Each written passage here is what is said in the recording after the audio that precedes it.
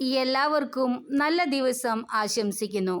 ഈ ഒക്ടോബർ മാസത്തിൽ പ്രധാനമായും നമ്മൾ പരിശുദ്ധ കന്യാമറിയത്തിൻ്റെ മാധ്യസ്ഥം യാചിക്കുകയും അമ്മയോടൊപ്പം കൂടുതൽ ആയിരിക്കുകയും ചെയ്യുന്നു. പരിശുദ്ധ കന്യാമറിയം യേശുക്രിസ്തുവിൻ്റെ മാതാവ് പരിശുദ്ധമായ ജീവിതവും ത്യാഗവും കൊണ്ട് ലോകത്തെ അനുകരണീയമാക്കിയവളാണ്.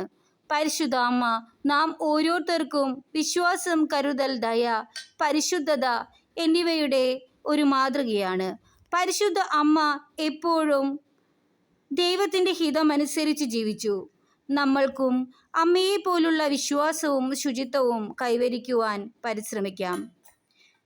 അമ്മയുടെ ജീവിതം നമ്മെ പിളർത്താതെ പ്രണയം, കരുതൽ, സേവനം എന്നിവയുടെ മഹത്വം മനസ്സിലാക്കാൻ അമ്മ നമ്മെ പ്രാർത്ഥനയിലേക്കും ദൈവത്തിൻ്റെ ആഗ്രഹങ്ങൾ മനസ്സിലാക്കാൻ സഹായിക്കുകയും ചെയ്യും.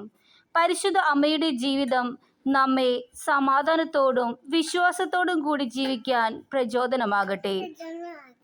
അതിനായി നമുക്ക് നമ്മുടെ അമ്മ മാതാവിനോട് പ്രാർത്ഥിക്കുകയും അമ്മയോട് ചേർന്നിരിക്കുകയും ചെയ്യാം. അമ്മമാരുടെ കൃപയെ പോലെ പരിശുദ്ധ കന്യാമറിയത്തിൻ്റെ കൃപയും നമുക്ക് എപ്പോഴും ഉണ്ടാകട്ടെ. അമ്മേ, എൻ്റെ അമ്മേ, എൻ്റെ ഈശോയുടെ അമ്മേ, അമ്മേ, എൻ്റെ അമ്മേ, എൻ്റെ സ്വന്തം അമ്മ നീയേ. അമ്മേ, എൻ്റെ അമ്മേ, എൻ്റെ ഈശോയുടെ അമ്മേ, അമ്മേ, എൻ്റെ അമ്മേ, എൻ്റെ സ്വന്തം അമ്മ നീയേ. ആവേ മരിയ കന്യാമാതാവേ,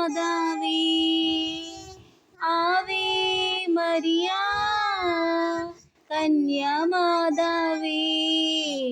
അമ്മേ, എൻ്റെ അമ്മേ, എൻ്റെ ഈശോയുടെ അമ്മേ, അമ്മേ, എൻ്റെ അമ്മേ, എൻ്റെ സ്വന്തം അമ്മ നീയേ.